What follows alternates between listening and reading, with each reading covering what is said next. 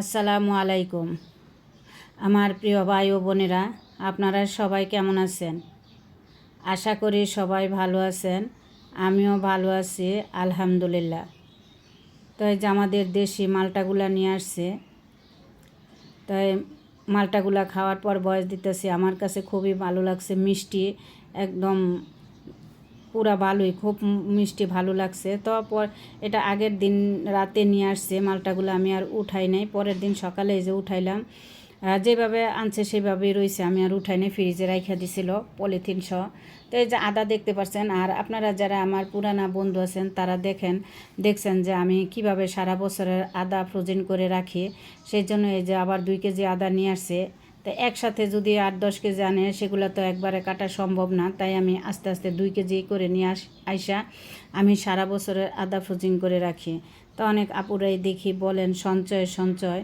তো সঞ্চয় কিভাবে করবেন, কিভাবে করলে আপনার সঞ্চয়ে বরকত দিব, এটা নিয়ে আমি একটু কথা বলতে চাই। জানি না কেমন হবে, কারো কাছে হয়তো ভালো লাগবে, কারো কাছে হয়তো খারাপ লাগবে। তবে জীবনের অভিজ্ঞতা থেকে যেটুকু বুঝতে পারছি সেটুকু নিয়েই আপনাদের সাথে কথা বলতে চাই।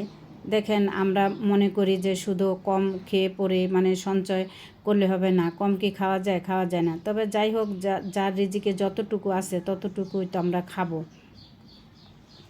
তো আপনাদের সাথে কথা বলতে বলতে এই যে দেখেন, আমি একে একে রান্নাগুলা করে নিতেছি।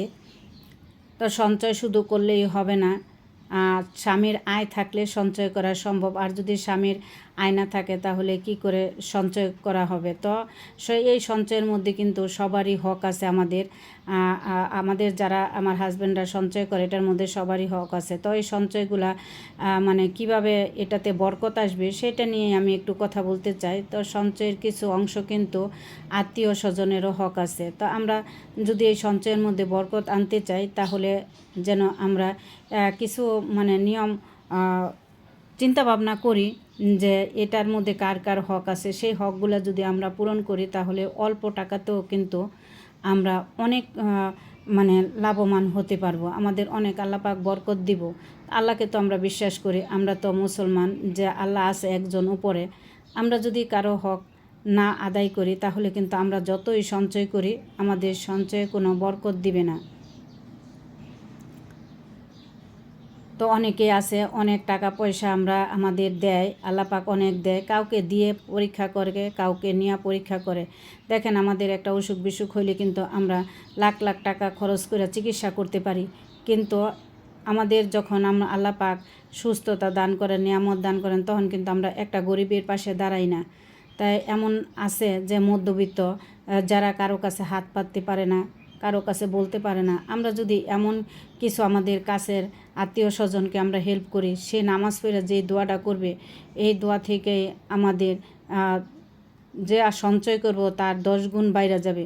কারণ মধ্যবিত্তর মধ্যে এমন কিছু মধ্যবিত্ত আছে, নিম্ন মধ্যবিত্ত আছে, যে তারা না পারে কারো কাছে বলতে, না পারে কারো কাছে চাইতে। তো তাদেরকে আমরা যদি একটু একটু করে হেল্প করি, যাই আছে, আমার 500 টাকা আছে, সেইখান থেকে যদি আমি তাকে 100 টাকা দিই, হয়তোবা আমরা সরাসরি দিতে পারবো না, কিন্তু তার কিছু প্রয়োজনীয় জিনিস নিয়ে যদি যায়, যেমন যাওয়ার সময় তার বাচ্চাদের জন্য কিছু প্রয়োজনীয় জিনিস নিয়ে যায়, বা এমনিতেই কিছু পাঠায় দিয়ে মাঝে মধ্যে, যার তার প্রয়োজনীয়, কারণ যেইখানে নিত্য প্রয়োজনীয় জিনিসগুলোই সে মিটাইতে পারতেছে না, সেইখানে আবার বিলাসিতা কিসের?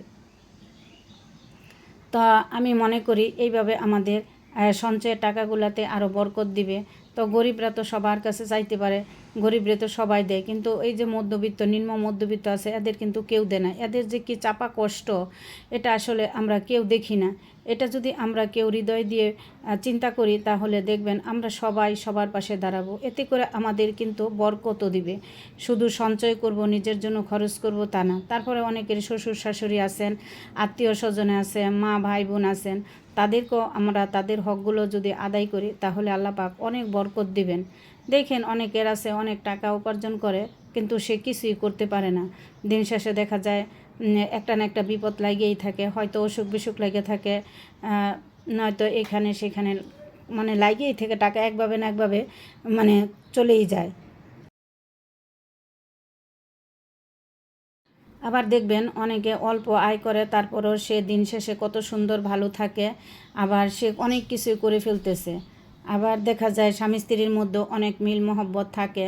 তো এগুলো হয়েছে আল্লাহর দান। এই জন্য আল্লাহকে আমরা যারা বিশ্বাস করি, যে ইমান আনছি আল্লাহর প্রতি, যে না আল্লাহ আছে, তারা আমরা আল্লাহর বিধানগুলো মেনে চললে আমাদের জন্য অনেক সহজ হবে। শুধু সঞ্চয় করলে হবে না, এই সঞ্চয়ের হকদার যারা আছে তাদেরকেও কিছু না কিছু হক পূরণ করতে হবে। কিছু হক পূরণ না করলে আপনি যতই সঞ্চয় করেন, যত কিছুই করেন, আপনার কোনো কাজেই আসবে না। আল্লাহ কোন দিক দিয়া কোন দিক দিয়া নিয়ে যাবে, এটা আমরা কেউ বলতে পারবো না। তো এই যে দেখেন, আপনাদের সাথে কথা বলতে বলতে কিন্তু আমি অনেক রান্না করে নিলাম।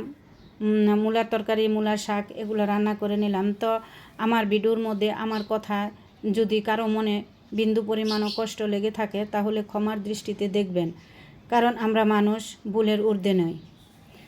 তা আমার ভিডিওটা যদি আপনাদের ভালো লেগে থাকে, তাহলে আমার চ্যানেলটা সাবস্ক্রাইব করে পাশে থাকা বেল আইকনটা অন করে দিবেন, তাহলে ভিডিও ছাড়া মাত্রই আপনার কাছে পৌঁছায় যাবে। তো আজকের মতো এখানে বিদায় নিচ্ছি। সবাই ভালো থাকবেন, সুস্থ থাকবেন। আল্লাহ হাফেজ।